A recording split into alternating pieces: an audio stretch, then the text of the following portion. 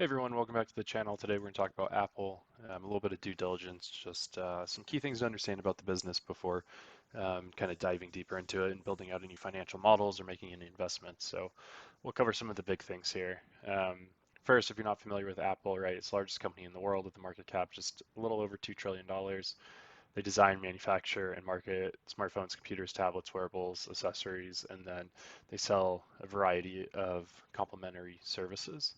Um, of their products, they have the iPhone, the Mac, iPad, wearables like the Apple Watch, speakers, they have the home speaker, and then just various accessories. From the servicing side, they have advertising, Apple Care, cloud services, digital content, and then their payment platform. Um, just to give you a little context, the revenue, about 80% is product revenue, with the remaining 20% being services. And another just interesting thing to note, since 2018, their product revenue has actually declined 3%, but their services revenue has grown 35%. And then one final thing to note here is Apple does have a fiscal close of September 30th, so usually you'll get like their 10K sometime in like November or December, I think usually. Most companies have a December 31st, but Apple has September 30th, and then they have a big Q1 always with the holiday season. But some key stats on the company. So stock price as of 3/18 was trading at $120 a share. This equated to a market cap of 2 trillion. They were founded in 1976 by Steve Jobs and Steve Wozniak. They're headquartered in Cupertino. Current CEO is Tim Cook. COO is Jeff Williams. And then just a quick little revenue net income breakdown. You can see 274 billion of revenue in 2020, which is up from 266 billion in 2018, and their net income has stayed relatively flat. A couple things just to note, recent news. So Apple earned an Academy Award nomination for two animated shorts, Wolfwalkers and Greyhound. I think this is relevant because they've been making a really big push to try to get into the media space, which, I mean, they're always a little bit late to this, to entering markets, but it's good to see they're making a push and that their original content is getting awards, which is a good sign. So maybe that'll drive more people over to the Apple TV platform. Um, Next thing, Apple TV, they announced a partnership for some programming with Malala. You saw Yousafzai. I don't know how to say that last name. Sorry, but I think this is good. You see similar things. Spotify has signed a lot of really big content creators to their podcasting. So to see that for Apple TV, they're signing impressive people to come create original content for them will hopefully draw more users to the Apple TV platform, and then they can compete against the likes of Netflix. On January 27th, they reported first quarter results. So that's obviously they have that funky fiscal close, so results get published a little bit sooner than most companies. Another interesting thing, I guess, that I thought was kind of interesting, John Turnus, who's a longtime Apple employee, got promoted to join the executive team as Senior Vice President of Hardware Engineering. I think I found this interesting because it shows that they are taking internal talent and promoting it. A lot of times for these higher up roles, you'll see companies kind of hire a search firm and go find someone. So I think that speaks highly of John, but also that Apple is hiring the right people and they're getting them to stick around and develop into future roles.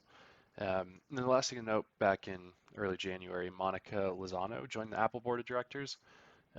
She's currently president and CEO of College Futures Foundation, but she did spend 30 years in media as an editor and publisher of La Opinion, the largest Spanish language newspaper. So I think that this is interesting just because they have been making a big push on Apple News and Apple TV, so just kind of the whole media thing. So bringing someone in who had a tremendous amount of experience in the media industry and kind of all the advertising, everything that goes with that, I think is a great move for the board of directors.